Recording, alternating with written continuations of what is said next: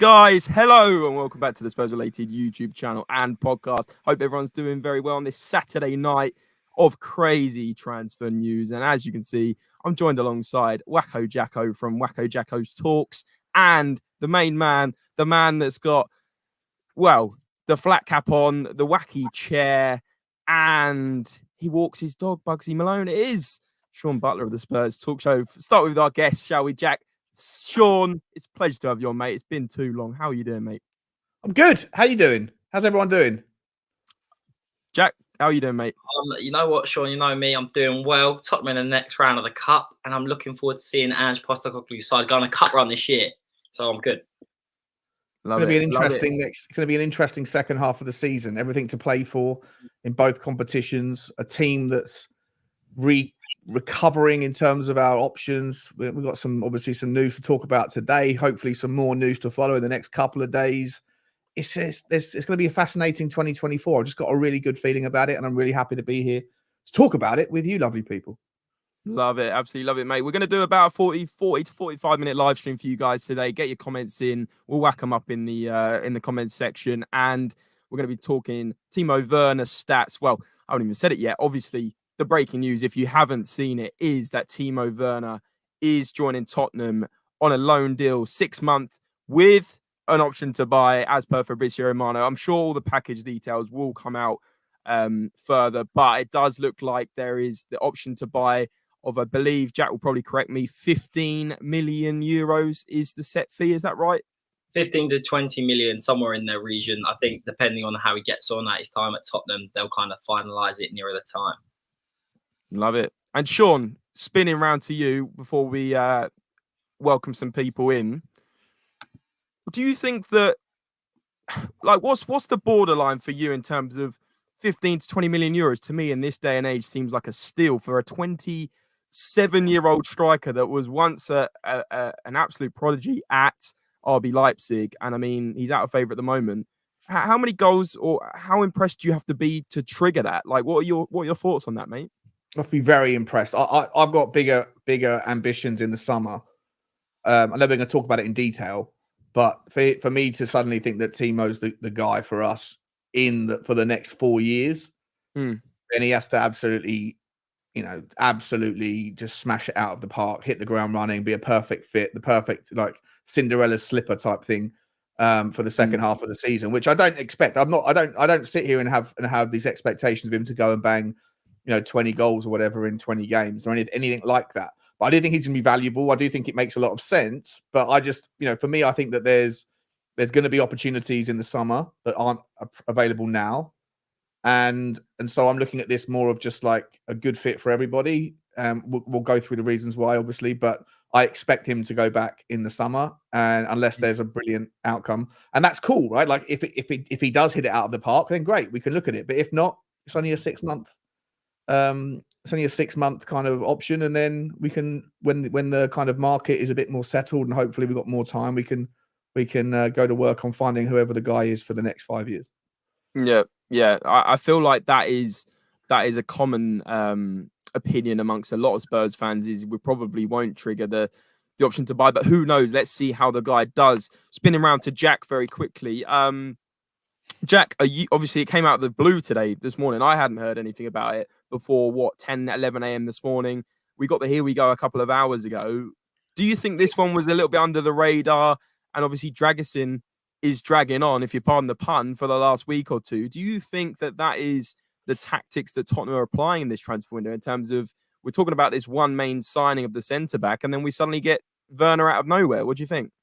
Definitely. I feel like in recent years, Tottenham have kind of kept their cards close to their chest. And Postecoglou recently, like when Bentancur will come back, seems like he's always got an ace up his sleeve. I'm not saying Werner is the ace, but he does seem to like to do his business under the radar, but kind of have one transfer target in the mainstream media. Fabrizio Romano, all he's been talking about is Dragusin. Dragusin's going to come to Tottenham. But in reality, for Tottenham's problems as well, you'd think Werner is probably more a high-profile signing on paper. Many more people know about Werner, know his qualities or lack of qualities in some people's opinions.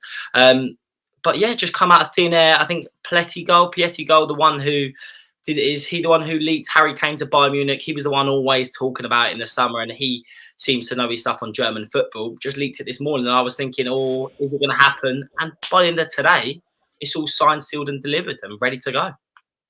Yeah, amazing. To think that Spurs are acting this early in a window is something we haven't seen that often, really. Before, I've said it already, but there's 50 or 60 of you across all socials, guys. Thanks for the support. And we haven't been live for a while, so, you know, those numbers are much appreciated. If you could smash a like and support the channel, if you sub, if you're new. And obviously, there's quite a few of you on Facebook. Our Facebook's been growing quite a bit recently. So if you have are watching on Facebook Live, come over to our YouTube, because we do a lot more content over there other than just the live. So come and subscribe, please, to that. But Sean, going to quickly move to Dragusin. I do want to talk more about Werner and his stats, but quickly about Dragusin. Are you starting to get a bit concerned that this isn't done yet, or do you think it will go over the line? No, I think we're fine. I think we're fine. I mean, look, what do I know? But my gut instinct says there's no issue with the Harry Kane doing us a favour, one last favour for Tottenham, getting Eric Dier out of the way and trying to get a €5 million fee. I think that's obviously the difference in the valuation between what we've already offered and what we are going to offer. So it'd be nice just to be able to hand that 5 million over to Napoli. To Genoa. I don't think that Genoa would want to necessarily sell to Napoli anyway. You know, put yourselves in, or like, let's flip the situation. We did it with Harry Kane, right? Like, Tottenham might have taken less money from Bayern Munich than what we could have got from a Manchester United for Harry Kane, but we didn't want to sell to a rival. And I don't follow the Serie A closely enough to know whether Napoli and Genoa are a rival, so to speak. But you know, you'd rather, if you're going to sell a player, you'd rather get them out of the way so you haven't got to face them in the future. So I'm sure that he would rather come to Tottenham, probably bigger pay packet over here than what you get in staying in Italy. I'm sure Genoa would rather get rid of him as well. So I think that everything makes sense. I think it's going to happen.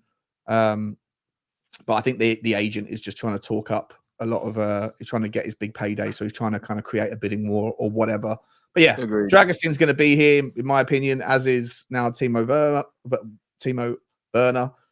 And hopefully both of them in before Manchester United on Sunday. Superb stuff. Sean, in my opinion, these are kind of stopgap signings. Maybe not Dragusin. Maybe he's someone that Postecoglou really appreciates.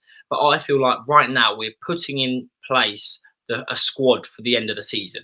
Come summer is when our serious business is going to come. Maybe that's when we sign a high-profile number 9. Maybe that's when we splash out on Todibo as well in the summer. But right now, these players aren't available. They're not willing to part ways, like we saw with Todibo. He's in a title challenge against PSG in Ligue 1. And then you've got the likes of, I don't know, if we're really looking high, Lautaro Martinez, players of that caliber, they're definitely not going to come in January. So in my opinion, we're kind of doing the best we can and trying to build a squad that's capable of competing in the FA Cup and Premier League. But in the summer is when we really push on. Yeah, 100%. Look, I think in the summer, we're going to go for some homegrown. I think we're going to need to improve on our homegrown stuff, bearing in mind that the homegrown, you know, at the moment doesn't look particularly strong. You've got James Maddison and Brennan Johnson, who for me are pretty much the only two players within our homegrown that I think are highly valuable and desirable for the future. I mean, Ben Davies to a degree, but he doesn't even count for homegrown in Europe. And obviously Europe is what we're going to hopefully be playing next season. Then you've got 3 goalkeepers in Fraser Foster, Austin and Whiteman. None of them are long-term solutions for Tottenham. Ollie Skip doesn't do it for me. Ryan Sessegnon certainly doesn't do it for me. So I think that Tottenham in the summer need to focus on homegrown. Maybe we can kick that can down the road for now. But January is a really difficult window. Jack, you know, it's not, no one wants to part with their best players. No one wants to do business selling something until they've got someone in, and vice versa. It's a bit of a Mexican standoff. That's why business usually gets done late. And look, I mean, 31 days isn't a lot of time to be able to figure out enough of the moving pieces. Tottenham again have got problems now with returning loan players that we didn't expect to have coming back. Watching more headaches that we have to figure out, that new homes for players that we don't see any future for anyway. So there's lots going on. And I think that, especially with the striker situation, I think that, like I said earlier, I think, you know, Werner is a good solution, a good stopgap for now.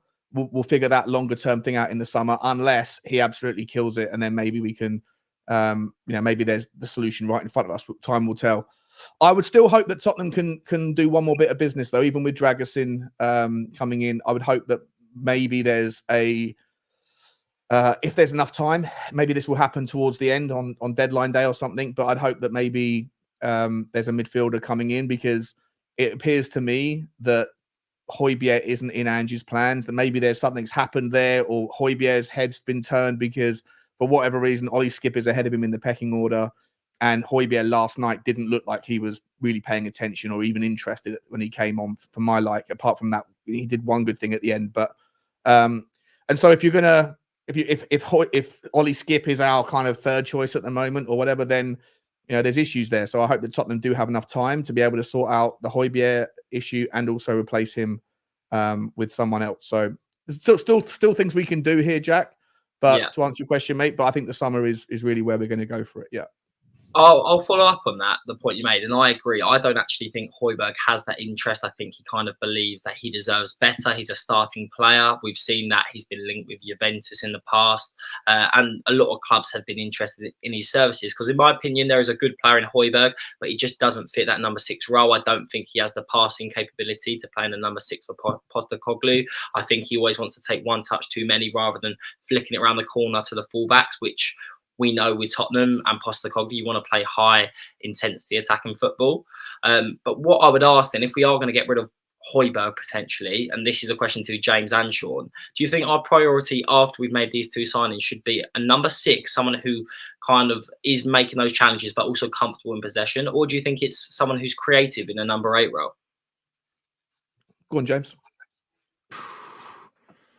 I think we need another number 8. To be honest with you, because I think with the 6, you could almost play Bentancur as a 6. If we hold on to, I know Sean's just said he doesn't think Højbjerg's involved, but I think we have to keep Højbjerg because our squad is not deep enough to be getting rid of a Højbjerg, especially in January. And so therefore we have a Højbjerg at number 6. We have a Skip, whether you like it or not, at number 6, and we have a Bentancur at 6. But I don't think we've got enough 8s in the team, in the squad. I just don't. I think you got Sarr injured, and then obviously he would have been out for the African Cup of Nations, but he's not available now. Bentancur can play the 8, but other than Lo Celso and Maddison's going to be playing the 10, who else have you got as an 8 in the squad? What do you reckon, Sean? In my opinion, to just kick things off, I hear what you're saying, James, but I actually think if we're kind of talking about improving the starting 11 and we're looking into the future and we're looking at the next couple of years, I think a world-class number 6 would really help this Tottenham side, because in my opinion, Bentancur is probably naturally better suited to an 8. I think he can play in the 6 role well, but I think you'd see the best out of Bentancur in an 8. And if we had someone, a deep line playmaker, but someone who could really protect that back four well, like Paulinho, I think you'd see the creativity with Maddison in the middle, maybe a Kulusevski as well, or a Bentancur, go up a couple levels. What do you reckon, Sean? It's an interesting one. Look, I think that, for me, I think Bentancur can play in the 6. Is probably better in the 8. I think Bissouma, I thought in the summer that Bissouma wasn't a monster number 6 that we needed. He started the season off very well as a 6. Since about the Luton game when he got sent off, he hasn't really sort of come back, little bits here and there, but hasn't really been great in the second half of the first half of the season. And so I'd like to see him play in the 8. Look, I was interested last night why it was that, against a team like Burnley, when we had so much possession and so little kind of sort of juice in the kind of final third, why we didn't pivot Ollie Skip and put him in the 6 and put Bentancur in the 8. We could have asked them to swap. The good thing, and it's a bad thing, I often have this debate with people, is I'm not sure what's better. Ange likes versatility, but sometimes specificity is also key. You need to sprinkle a couple of like masters of one alongside jacks of all trade. And we've got a lot of jack of all trades in our team at the moment. You've got Brennan Johnson, who can play, in multiple positions up top end, Kulusevski, Sonny, Richarlison, Lo Celso. Most of our team essentially are not specialists in any one particular position. And I think we do need to sprinkle in a couple of rock stars in certain positions. And I think the 6 would be nice to have a 6. We were talking about this last night, guys, on my channel. I think, Jack, you made a really good point about you know, when you have someone in the six who you know is going to just sit there, protect, do their job, and do it to a really high level, then it allows you the freedom to have players that can float in the 10 or up in the creative area, like a Mahrez, like a Grealish, whatever. You know, and maybe that could be something that you might experiment with a Brian Hill in the future if you saw a future for him. But you can't do that when you don't have specific specialists in the areas behind. So I think I agree with. I'm okay with either getting a specialist 8 to compete with Sarr, or I'm okay with getting a specialist 6 to compete with, you know, whoever it is that we think is the best 6 at the moment. But I don't want necessarily. Great. Well, I think, you know, having said that, I've been an advocate. So I feel like I'm a hypocrite now. So I've been an advocate for Conor Gallagher because of his utility. So now I think I've just gone through a whole routine, and actually I'm disagreeing with myself here. But I feel like yeah, I have gone full circle. I feel like it would be. I think I'd like to see an 8. Actually, I think I'd like to see an 8. It's harder because I agree. It is me, Sean. After all that, I don't know. Realistically, though, like I totally get your reasoning, because I've been a huge advocate for Conor Gallagher. I think James has slated me on multiple occasions for my opinion, as so have a couple others in the Spurs community. But I kind of changed my mind as well. You're like, realistically, to improve the starting 11, you want someone who's going to nail down that starting spot, and they're untouchable. So that's why I think a specialist in the 6 would be really good. But then when you've got as many injuries as we got as well, versatility, players like Conor Gallagher that can play multiple roles are going to be very beneficial for the team for the here and now.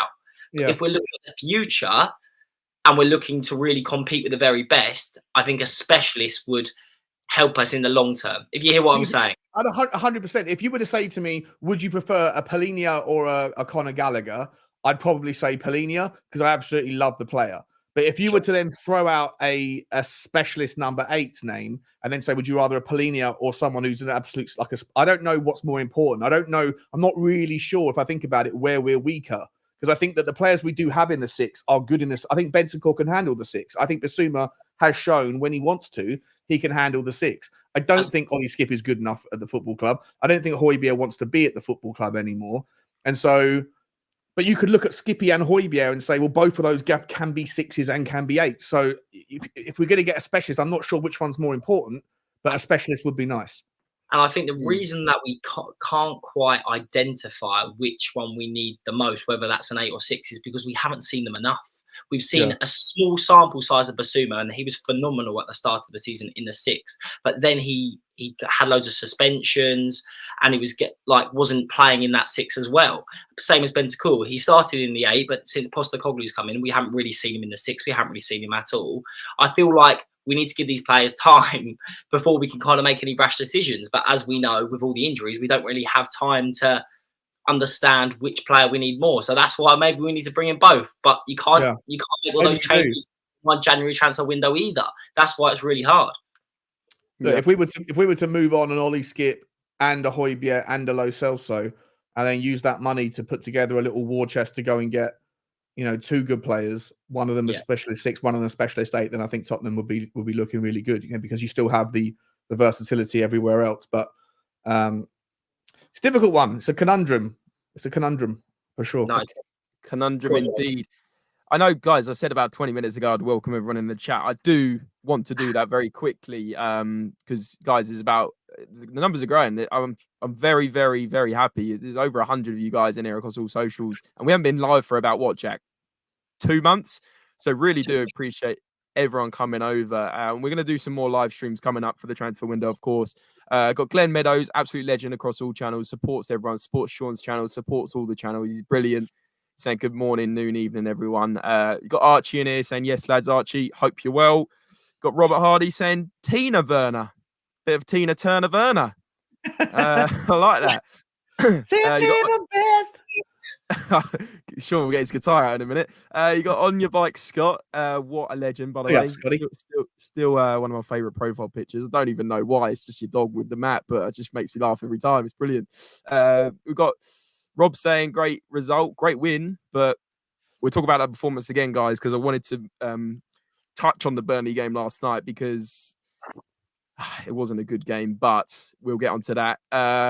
Mir's in it. Big up. Thanks, Mir, for joining. You got Nishan as well over on Facebook. He said, welcome, Werner, but where is the Genoa defender? He's on his way, Nishan.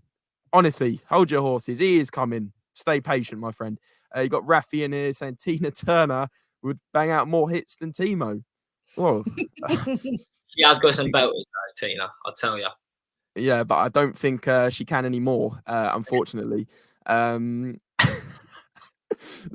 Liston is in here. He says, I hear a lot of negativity from some of the fan base. I don't get that at all. Getting a lower risk deal with Werner is difficult. To imagine. Sean, what do you make on this comment? Do you think do you think the Werner deal was a difficult one to do, and do you think people should be more positive about it?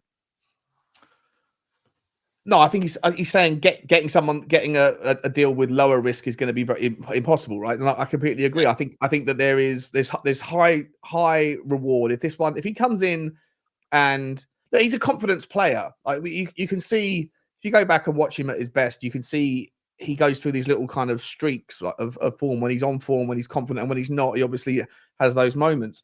I just think this system is going to suit him, and I think that he's far better at joining up the play. He's got a far better pass, far better first touch than like a Richarlison. Yes. And again, you can use him in different areas, and I think that his impact will be immediate and necessary while Sonny isn't around. So, yeah, I don't really understand the kind of the overreaction from fans that think that this is some sort of like, I think that they think, oh, we've replaced Harry Kane with Timo Werner. No, we still haven't replaced Harry Kane yet, but it's just impossible to do it at this junction in the season.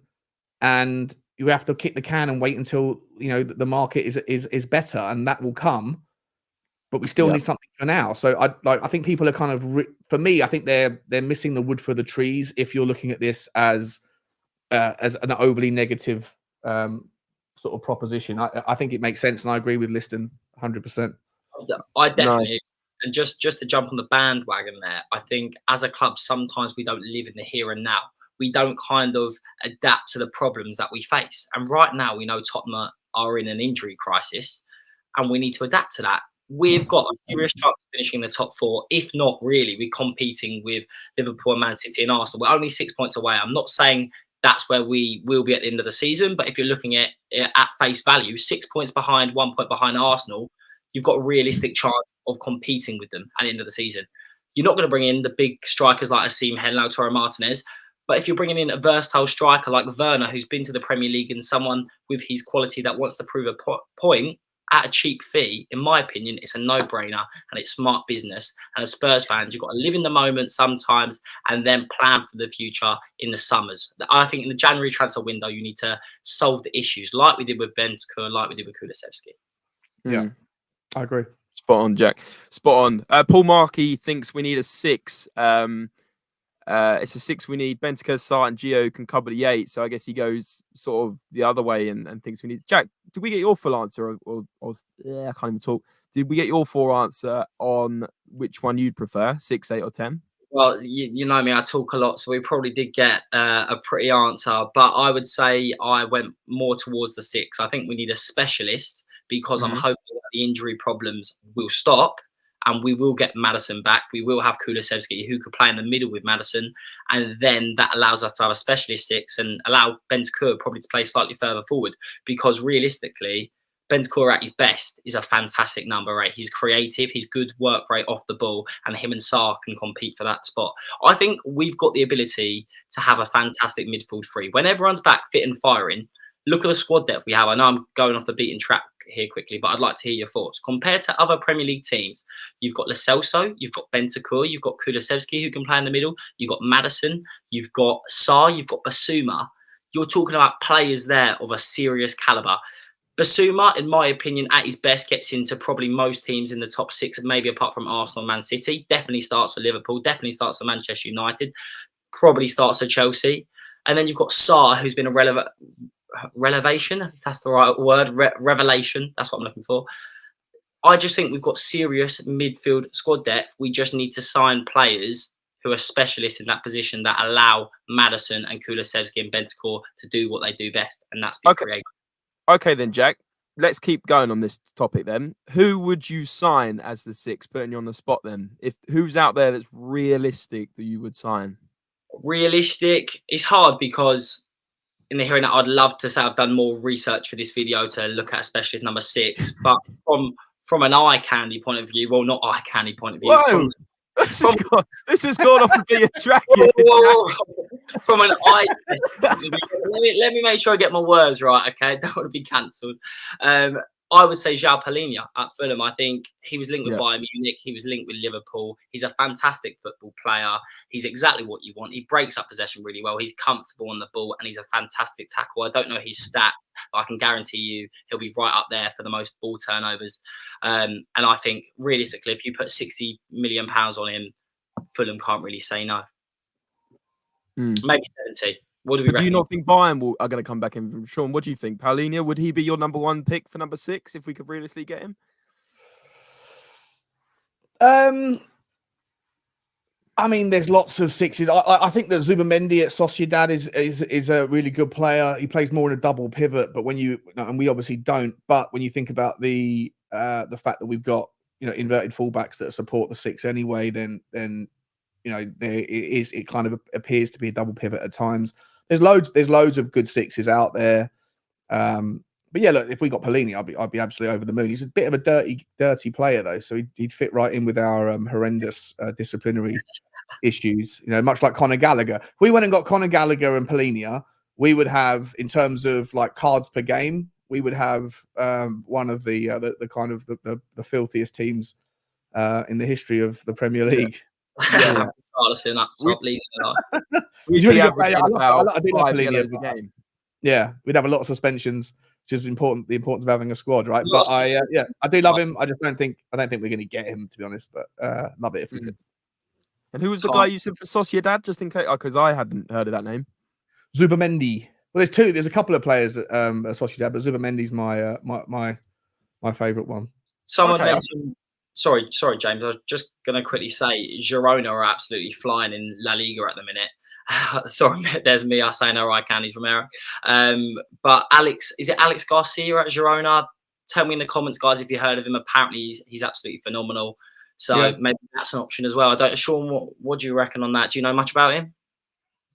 I don't think we would be doing business with Girona. I'd be surprised because they're part of the City Football Group, and there's even though they're supposed to be like no overlap and Chinese walls and all that sort of thing, there always is. So yeah, the other guy at Sociedad that I was thinking is Mikel Merino, another really good player. We were linked with him before. So a lot of options in Spain, and like I say, you need to if you're going to go for a foreign, a non-homegrown player, there's loads out there.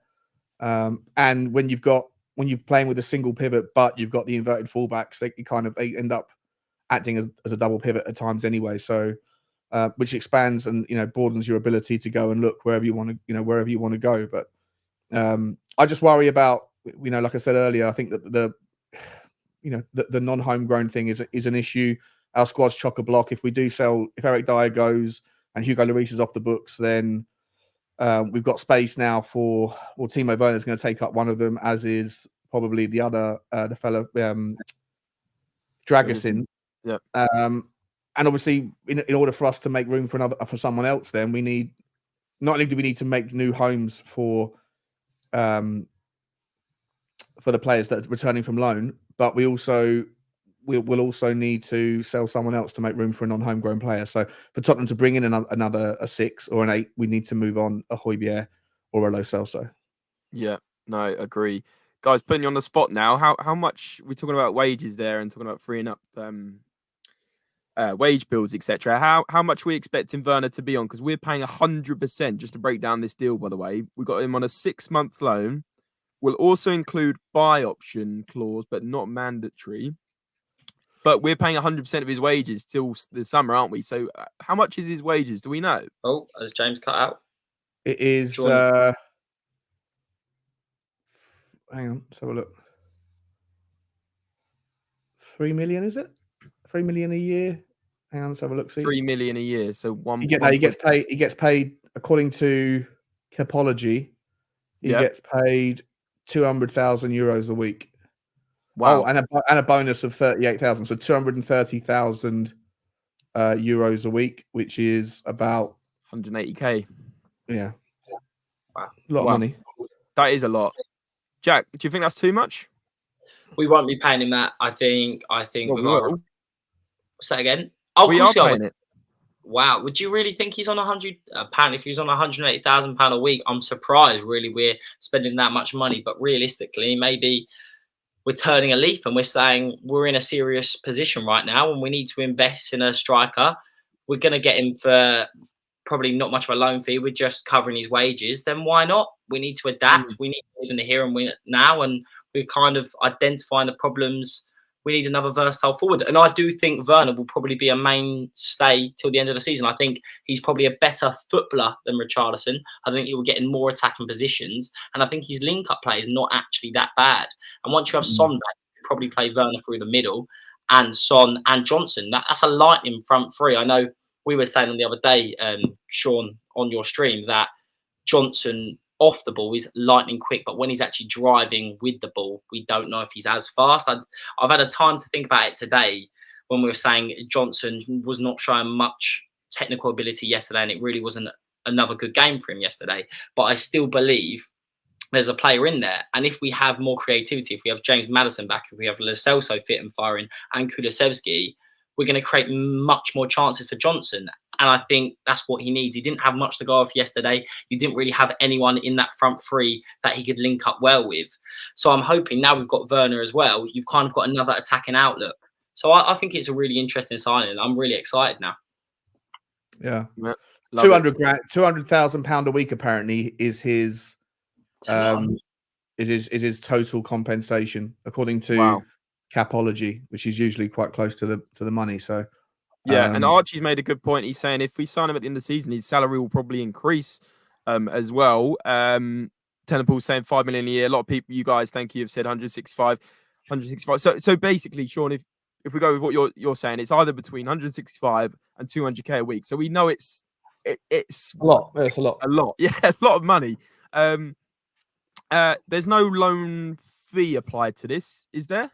It's just we're paying his wages, right? Don't know. I heard earlier this morning that it was maybe up to 5 million euros as a loan fee, but I haven't heard anything about that since. So yeah, I don't know.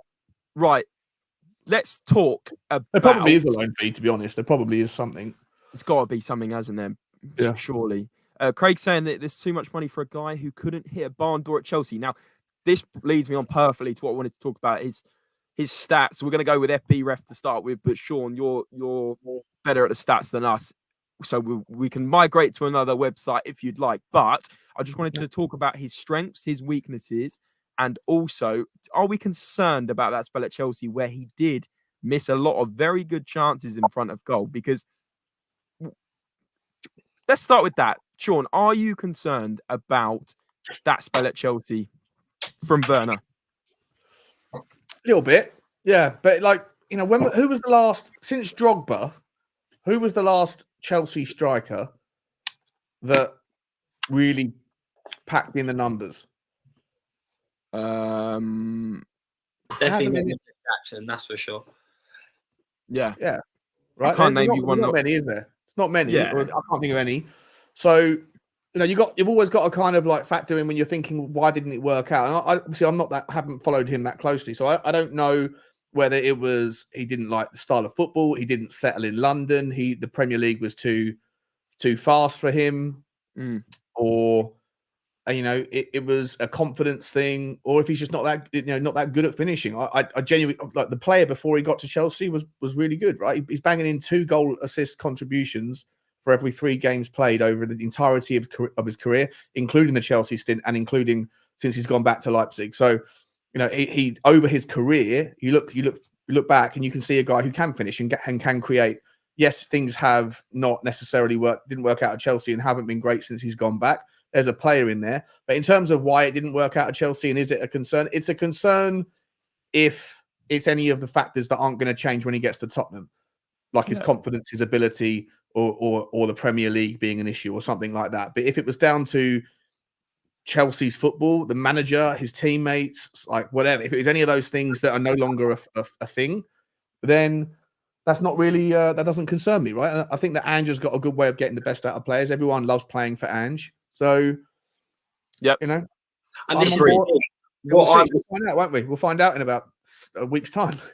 And what I can Sean and James is Ange spoke on multiple occasions about the profile type of player he wants is someone who's willing to learn, someone who's going to come to the training pitch and give 100%.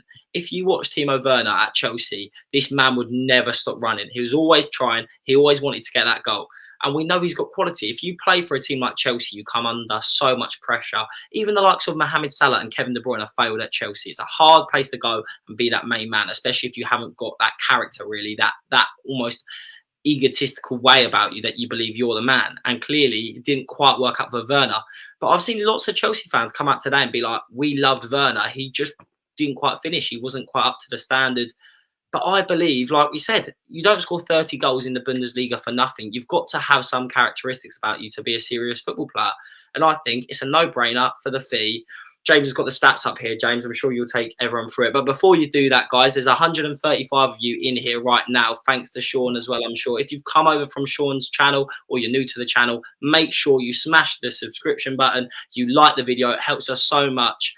And yeah, make sure you turn post notifications on as well, because we've got lots of stuff on the channel recently. So cheers for that, guys. Come on, we can get those numbers up. Yeah, no, appreciate as well. Massive thanks to Sean, because I did see that you posted that on your community, mate. So really appreciate that. And also, as Jack said, yeah, smash like, smash subscribe, but also the post notice, because Jack has a daily series, don't you, Jack? Do you want to quickly tell people about that, what you can expect? Of course, if you guys are not bored enough of me already, I'll be talking every day about Spurs, walking and talking a bit about the Premier League as well. I like to speak about the other teams and realistically what they're not doing so well that Tottenham maybe are doing well, and how we can capitalise on that. And I always give a positive outlook, but I'd like to think a realistic outlook as well. So come with me on a walk. I like to articulate my thoughts and talk about what we all love, Tottenham. So stay tuned for that. Love it. Love it. Inspired by the man below, of course. Spurs Talk Show and his walking and talking with Bugsy Malone. Josh is in here, or Joshua, saying new sub, big up, lads. Appreciate that, mate. And we got the Spurs Southview guys in here. Great channel as well. He's saying Salah and De Bruyne after Chelsea done well. Werner went Leipzig and has been disappointing. And I saw a lot of people talking about that on Twitter earlier, actually, in terms of, you know, Salah and De Bruyne flopped at Chelsea, got a move elsewhere. Then they came back to the Premier League with Liverpool and Man City, and arguably are one of the two of the top 10 best ever Premier League players. I think Salah and De Bruyne. I think it's fair to say. Yeah. So I'm not saying, don't get me wrong, guys. I'm not saying Werner's going to be a top 10 Premier League player ever, but can we give him a new lease of life? What do you reckon, Sean? I think comparisons are like, silly. Every story's got to sort of run on its own merit. You know, like Salah and De Bruyne are completely different players, completely different trajectories. They were younger. You know, like they went on their own path and things have happened. But if you're, obviously comparisons are tempting to find a way to justify the transfer as a good thing or a bad thing, right? You can point to them and say, oh, this could happen here, or you could point to other players and go, that's the reason why it shouldn't happen. But ultimately, look, it is what it's going to be. What it's going to be, and I don't think that Salah or De Bruyne's journey or anybody else's journey is going to affect this one. I think it's just it is what it is, and let's just hope that when he comes here, he's made to feel welcome. I think he's still got a residence here, so he hasn't got to live out of a hotel or anything. I think he can sort of dial back into that side of things, and that he understands the system and appreciates and enjoys the football. I mean, you can look at a bunch of different players that we've got now that that wouldn't fit different systems or would fit better other systems better if they went elsewhere. So Timo Werner hasn't played this style of football in a Tottenham shirt. So we're going to see what he's like, and I really hope it's going to work out. And like I say, if it does, brilliant. It's been a fantastic experience. If it doesn't, what's the worst thing that's going to happen? We're not going to go and sign another striker anyway in this January. So I just think it's a needs must, and it's a nice short-term stopgap, and hopefully it all works out. But we're not committed, you know, and that's for me, that's the most important thing. I said it on my walk today. I don't want Tottenham signing players on 4 or 5 year deals to cover short-term problems that we have, which is, you know, injuries and absenteeism at the moment. We've done it before. We've committed to players that haven't been our first, second, third, fourth, or fifth choice, and they've come in and ended up being anchors on our plans for the next, you know, 3 or 4 seasons. And that's not going to be the case here. So I'm all for it. Love it. Love it. Let's pray that he can do something good. And also, I was just thinking, as you were talking about, you know, his stint at Chelsea, etc. Imagine he goes to Stamford Bridge and scores. Can you guys imagine, like, the absolute scenes? It would just be incredible. Perfect. But I wanted to bring those stats back up because we didn't really talk about it too much. But I just wanted to show you guys that maybe doubting this transfer, there is a player there, whether he's in form now or not. Look, he was averaging 7.4 to 7.1 average match rating. That one's not the standout one. The standout one is this one here. One season in 2016, 2017, he got 26 goal contributions in 31 games. The following season, not quite as good, but still pretty good. 20 goal contributions in 32 games. Then he got 23 in 30 games, and then 36 goal contributions in 34 games. You cannot tell me in 3 years this guy's forgotten to play football. It is a confidence thing, because then he went to Chelsea and got 6 average match rating, got 5 goal contributions in 21 games. He got 14 on the first one. That's not terrible, but also not great. And then obviously now he's out of favour at Leipzig, having got 2 goals in the league in 8 appearances. But even last season, 12 in 27. It's not awful, but it's not great. What do you guys think on that? I think he's a player a new challenge. I think he's someone that is probably fed up now. He's been at RB Leipzig for, as you can see there, I think 7 years or 6 years. And he probably feels like he's had his time in the Bundesliga. He wants to right a wrong. It didn't fall for him at Chelsea. He clearly believes he has the capability to be a good number 9 at a top Premier League club. He wants to prove himself. He's got the hunger. He clearly likes Ange Postecoglou, and Postecoglou likes him. And I think he could bag loads of goals. Optimistic Jacko is talking again, but I genuinely think you can see there the numbers don't lie; they speak for themselves. Yep. Sean, your take on that? I agree. I think he definitely needs something new. And look, you know, he might look at this and think, I could, you know, like apparently he spoke to Manchester United as well, spoke to both Ten Hag and Ange, and fell for the Ange, you know, smooth talk. I think that this could put him in the shop window. You know, whatever the long-term scenario is, there's only benefits for him if he comes here and gives it his absolute best, right? If he comes here and bangs in, you know, 10 or 12 GA over the next sort of 18, 17 games, then he's going to be going back to Leipzig on a high, maybe restarts there, or maybe gets another move after it.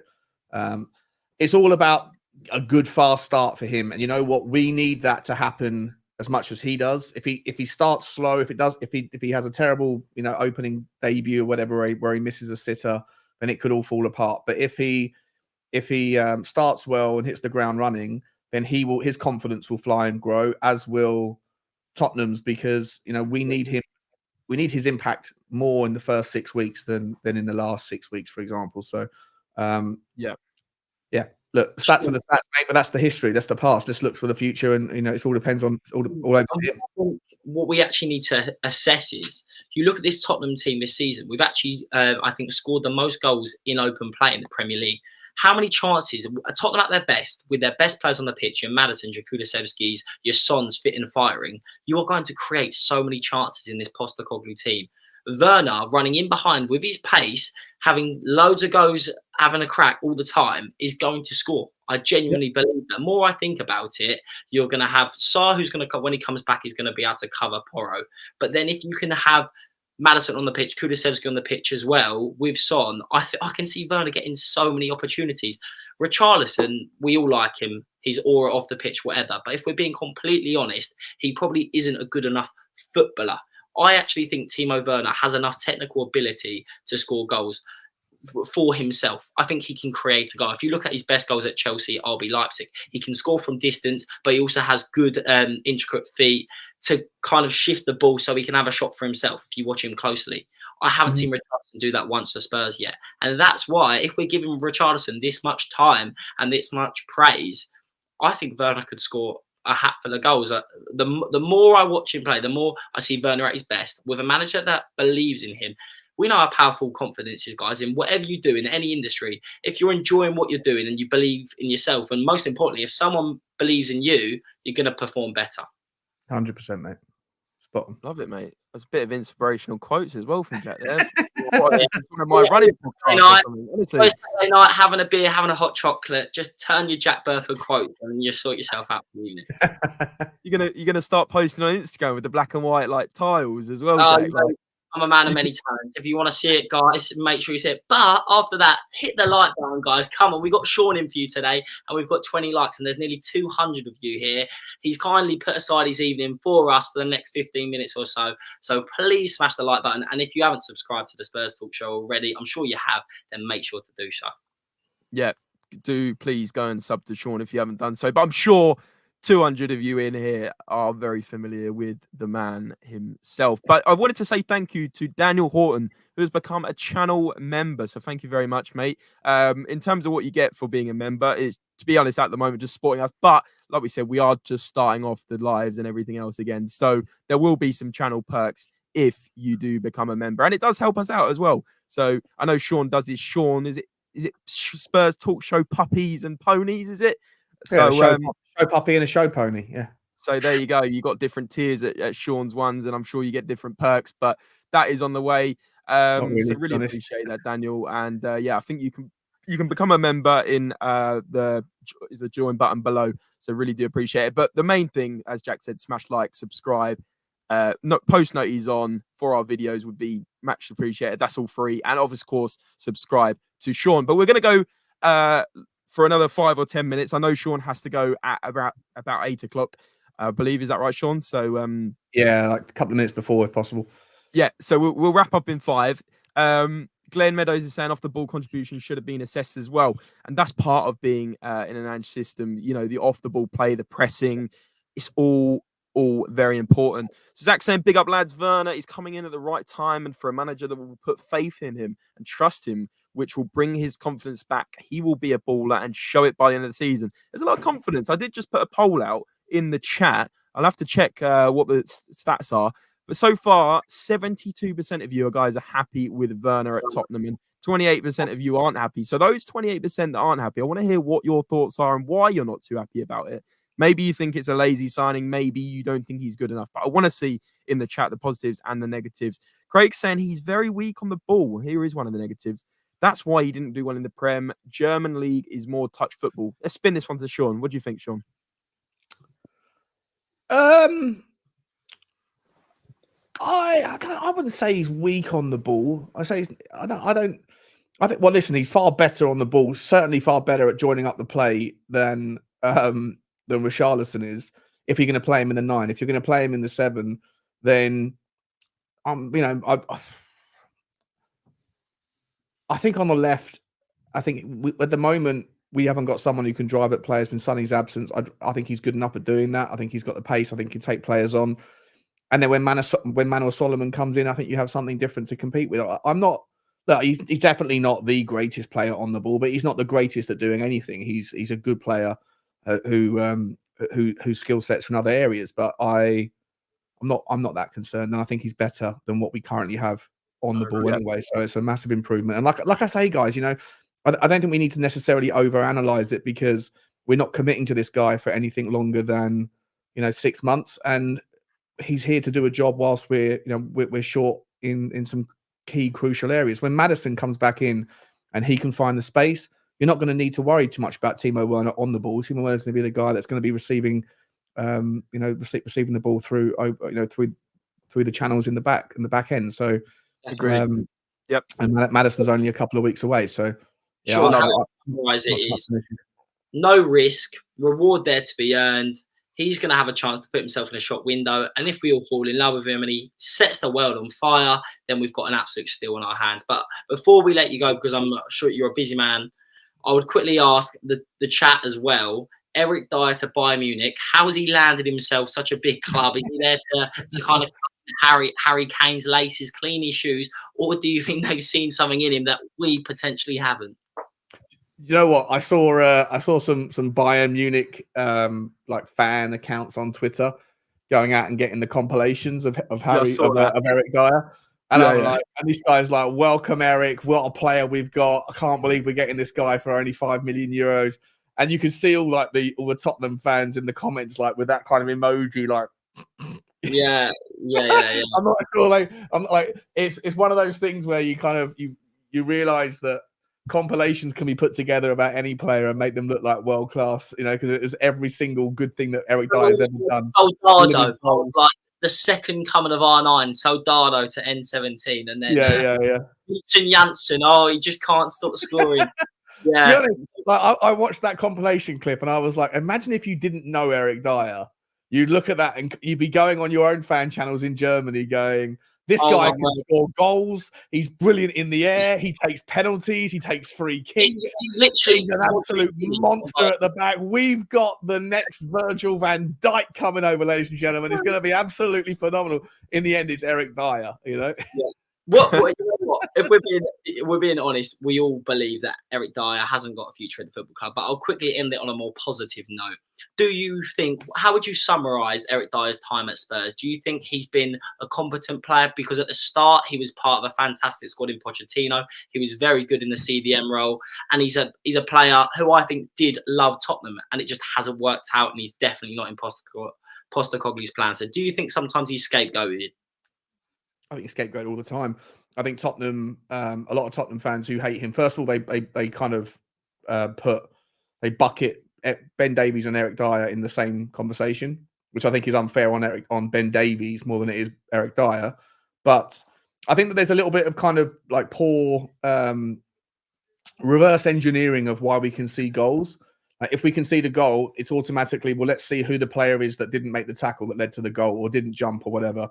And therefore it's Ben Davies or it's Eric Dier or whatever. For me, most of the goals that we concede now and last season start somewhere else up the pitch. I'm not saying that Eric Dier is without blame. Of course not. He's not been good enough in the last couple of years for Tottenham Hotspur. But a lot of the goals that we concede are because of a mistake elsewhere, especially now this season with the system that we play. You're going to get, if you give away possession cheaply at the top end of the pitch, you're going to get caught out positionally because of the high line, high press system. So I think that sometimes you need to kind of reverse engineer the entire story, bake in the context of how the mistake happened in the first place and where the blame really lies. Ultimately, with Tottenham, it's never really one person's fault. It's always a pizza pie of blame. Everyone gets a slice. Some slices are bigger than others. I think Eric Dier has done he won't be remembered at Tottenham in 10 years' time. Let's put it that way. For someone who spent so long at Tottenham, he's not going to be remembered or spoken of entirely fondly, but I think he's been a good servant of the football club. And you know what? I really wish him well. I hope he goes over to Germany, wins a trophy or two, and good luck to him. Thanks for everything. But Totally echo your thoughts. I think as Spurs fans, sometimes we have a tendency to scapegoat players because they're always in the firing line. And if you've done it once, then you can do it again. But in my opinion, there's been times where he's been a more than competent centre-half. A lot of top managers have had good things to say about him. And clearly Bayern Munich have seen something that maybe we haven't seen in the last couple of months. I don't think he's good enough for what we want right now, but I totally echo your thoughts. And I hope he does well at Bayern Munich. But Sean, you've been an absolute legend, mate, as always. Guys, Sean, is there anything coming up on your channel? I'm sure there's always something good. So quickly before you go, what can we expect on the Spurs Talk Show? Do my daily walks and then live streams. Analysing whatever's going on in the news and player doing research using the Y Scout tool and stuff. Usual stuff that most people do. Just you can find it over at the Spurs Talk Show, guys. I've got to jump. If you don't mind, I jump off early. Thank you, mate. Thanks everyone in the comments. Appreciate you all. See you guys real soon. Really appreciate it, mate. Take care, mate. Thank you for coming on. Guys, go and check out Sean's Spurs Talk Show. The link is below. Please go and smash the subscribe on his channel if you haven't already done so. But I'm sure, 60 to 80, 90, probably 90% of you already subscribe. So, it's there. The link's there. So please do go and subscribe. And I will put it, if you're watching on repeat, in the title of the video as a little @ so you can click on through there. But Jonas is also saying sell Højbjerg and buy Patrick Berg from Bodo Glimt. I can't say I've heard of him. Jack, any ideas? I've got to be honest, I would like to do a bit more research on the player, but he's not someone who springs off the page that I could tell you, Patrick. But I'm sure we'll do some more research on him. But James, before we wrap up, I think it's important that we talk about the upcoming January, okay? We've now got some big signings in. It looks like we're going to sign Dragusin. It looks like we're going to have Werner through the front door. I think he even has his medical tomorrow. What should our realistic ambitions be starting off in January while we have these injuries? And can you see us beating the likes of Man United and Brentford, even with this injury-ravaged squad? So I think we can beat Man United. And the reason why I think we can beat Man United rests on if we get these two players done for the Man United game. Now, I think Werner, because it looks like the paperwork's all going to be set in stone, he's flying to London tomorrow and it will all be agreed. I think he'll be available for the Man United game next Sunday. And then that boosts our attack. We're a bit worried about Richarlison up front. If we get Werner straight in that starting lineup, there'll be a bit of a buzz around him. He'll be keen to score. He'll be buzzing to be back, right? Definitely. He'll be there to prove a point. So we've got that to look forward to. We've also got players coming back in the mix. We've got Mickey van der Ven, who should be playing against Man United. He was on the bench yesterday. We've also got players coming back in the next couple of weeks, the likes of a James Maddison. And so our starting 11, our strongest starting 11 is starting to come back, Jack. And that is why I'm quite confident for January. But I do think, in answer to your sort of first question out of a lot of them, I do think we still need one or two more signings, even in after Dragusin and Werner. As we discussed at the start of the video, I think we need that midfielder. And I also wouldn't even say we shouldn't sign left back, because if Reguilon goes, right, Jack, because it looks like we're going to move him on to Borussia Dortmund, we've then got Udogie, right? So we've got Udogie, amazing. But then you look at our other left back, Sessegnon. Does he look fit and ready? He didn't look fit and ready yesterday, in my opinion. So that would be my opinion. What do you, Jack? What do you think on that? Do you think we need two more signings or one more signing? What's your thoughts? I think at the end of the day, we've kind of started off well. We've done what we haven't done in previous. Jack Kent's obviously just near his webcam. It's a good question, Kev. It's probably a bit of both, mate. But back to my original point, I think we've done smart business so far that we haven't done in previous years. We've identified the problems that we need, and that's definitely a centre half. And it looks like Radu Dragusin will be brought in the next couple of days. And we've stolen a march on last year's Serie A champions Napoli, so that's got to be another confidence boost and show you're looking in the right areas.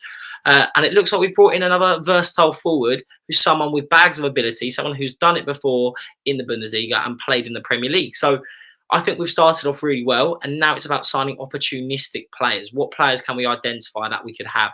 Probably, in my opinion, another number 8, maybe a younger player, or maybe someone with experience, James. Maybe with someone who's been there and done it before, says, look, I'm here to be part of this squad and really help the team, and I've been here and I've done it. And that's going to really kind of filter through to the younger players who need that experienced leader. If we have another leader, James, that could be really important as well. So I'm interested to see what Paratici, Robert McKenzie and Johan Lang have up their sleeve, because I've got a funny feeling that our business is definitely not done yet.